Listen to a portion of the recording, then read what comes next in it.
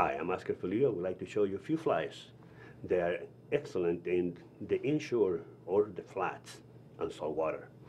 These flies were designed with the purpose of working in all sort of conditions of water. Let's say many waters, especially in the Central Florida area where you have mud flats, they produce a lot of murkiness to it.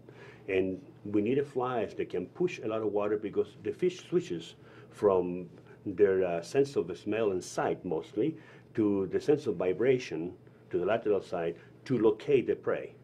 So we needed something to push a lot of water, but because we're in the flats, we can't have a fly that sinks too deep, otherwise you'll be hung up in the bottom.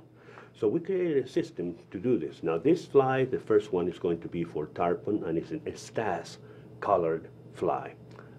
First of all, first thing I do to all hooks is I'll pinch the barb.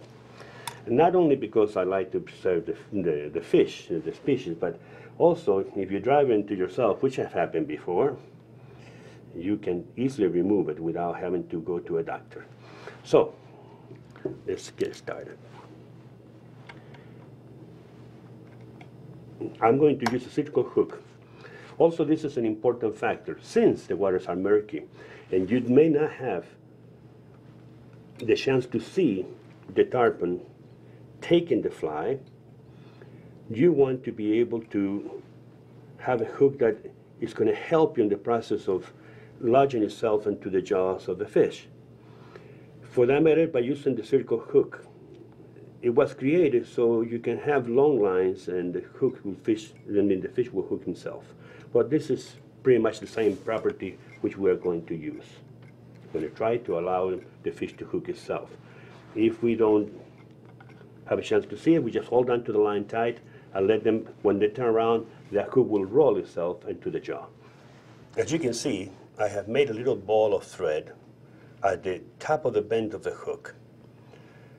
Now, a cylindrical hook has a very short stem, but if we don't make the little ball in here, those feathers we're about to place won't separate. Now, I'm also going to put a little bit of material in between, so when those feathers move or undulate with the movement in the water, they will give a flash. If you give me just a second, I'll pick up something that's contrasting.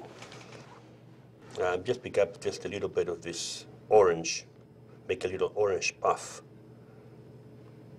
And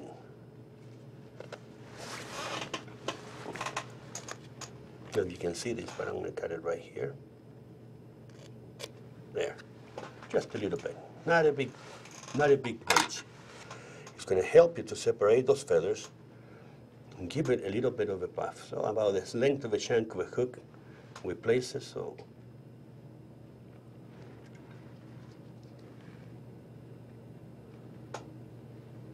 Just make sure you keep it on top of the hook.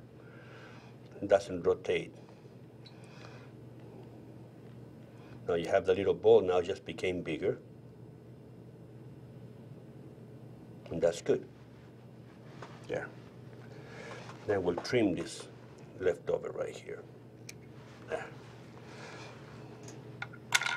Some people have different fishers to different flies because they have a vision of what they want the fly to do.